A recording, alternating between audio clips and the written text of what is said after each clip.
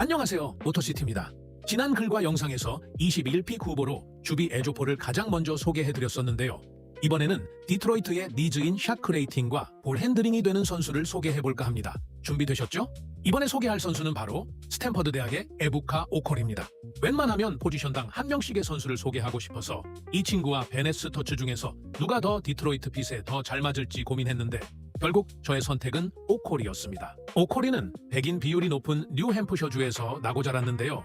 고등학교 때까지만 해도 아주 특출난 재능까지는 아니고 3스타와 4스타 중간 사이에 리크룻 평가를 받았었습니다. 처음에는 하버드 대학 커밋하기로 결정했었지만 이후에 이를 번복하고 더 좋은 ACC 컨퍼런스의 스탠포드 대학으로 진학을 결정합니다. 외모부터 범상치 않은 이 친구를 보면 가장 닮은 선수는 바로 지난 시즌까지 디트로이트 유니폼을 입었던 데니스 슈로더입니다. 외모만 비슷한 게 아니라 플레이 스타일, 심지어 신체 스펙도 도플갱어라 믿을 정도로 너무나도 똑같은 두 선수인데요. 왼발 신장은 오코리가 살짝 더 크고 윙스팬과 스탠딩 리치는 두 선수 거의 일치하는데요. 그의 첫 번째 장점을 살펴보자면 그는 상당히 빠른 퍼스트 스텝을 보유한 슬래셔유형의 가드입니다. 대학 선수들 중에서도 탑급으로 인정받을 만한 빠른 퍼스트 스텝을 가지고 있고 1대1로 상대를 찢을 수 있는 스피드와 볼 핸들링을 갖추며 샷크 레이팅을 창출해낼 줄 아는 선수입니다. 이러한 점이 바로 디트로이트 현 시점에 가장 필요한 부분인데 이 친구는 펌프 페이크도 잘 쓰고 준수한 풀업 점퍼 그리고 무엇보다도 공격적인 리머텍이 좋습니다. 이러한 리머텍에서 파생되는 파울겟 능력도 상당히 훌륭한데 경기당 자유투 시도 횟수가 경기당 7.3개에 달하고 성공률도 83%를 찍어주었습니다. 오코리는 수비 포텐셜도 갖추고 있는데요. 앞선 압박 능력이 있고 그의 긴 윙스팬을 이용한 손이 빠른 편이어서 턴오버를 유도하는 데 능합니다. 그리고 이 친구가 21픽 지명으로 스틸픽일 것 같다고 생각한 이유 중 하나는 바로 그의 나이입니다. 이번 드래프트에서 탑 프로스펙트인 디반사와 피터슨보다도 3개월 나이가 어린 친구라 한번 믿고 키워볼 만한 자원이 아닌가라는 생각이 듭니다. 반대로 그에 대한 관심사는 그의 3점이 리그에서도 통할 수 있느냐가 되겠습니다. 사실 3점 성공률 자체는 나쁘지 않습니다. 경기당 5.7개 던지면서 35.4%를 기록했는데요. 슛 타점이 낮고 슛 폼이 살짝 독특해서 과연 운동 능력 좋은 선수들이 넘치는 리그에서도 먹힐지 지켜봐야겠습니다.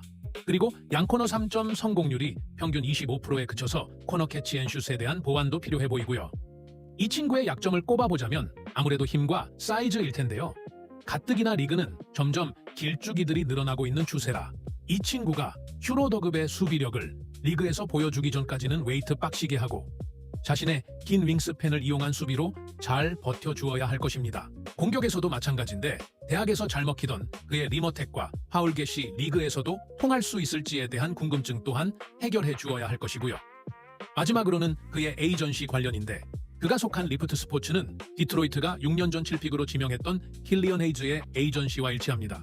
아이비와 주정 경쟁을 놓고 다양한 논란이 있었고 결국 주전에서 밀리며 트레이드 요구 후에 웨이브 되면서 다소 안 좋게 마무리가 되었던 에이전시라 이번을 계기로 다시 소원해진 관계가 랭던 체제에서 풀어질지 지켜봐야겠습니다. 21픽 근방에서 여러 막드랩에서 거론되는 같은 포지션의 베네스터츠와 크리스천 앤더슨을 뒤로 하고 오코리에게 제일 끌렸던 건 오코리가 시도한 503개의 필드골 시도 중에서 어시스트에 의한 야투 시도가 19%밖에 안 된다는 점입니다. 해당 수치는 드랩 동기들과 비교해도 상당히 낮은 수치인데요.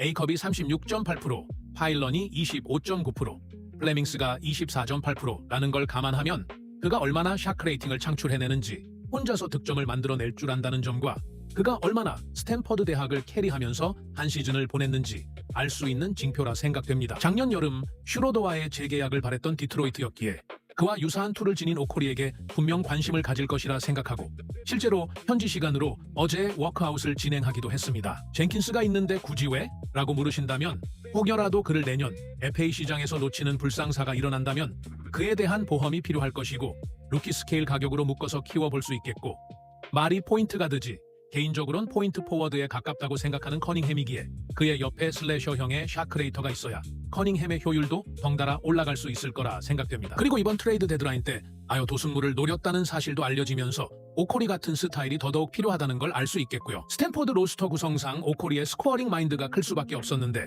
이로 인해 그의 유시지가 31%였던 거에 비해 어시스트 수치가 적다는 지적을 받는데 다행히 어시스트 턴오버 비율이 나쁘지 않고 이제 선수의 리딩을 평가함에 있어서 어시스트 수치가 절대적인 평가 기준이 아니고 대학에서 소년 가장 역할을 하며 언제 득점하고 언제 패스를 뿌릴지 미리 테스트해볼 수 있었던 좋은 성장의 기회가 되지 않았을까 생각합니다. 리그에서는 볼핸들러가 점점 더 귀해질 것이고 단순히 슈터가 한 팀의 로스터에 많으면 많을수록 좋다라는 말보다 볼핸들링 가능한 선수가 많으면 많을수록 좋다는 이야기가 더 나올 거라 생각합니다. 더 다양한 이야기들은 제 블로그를 참고해 주시고요. 농구는 디트로이트!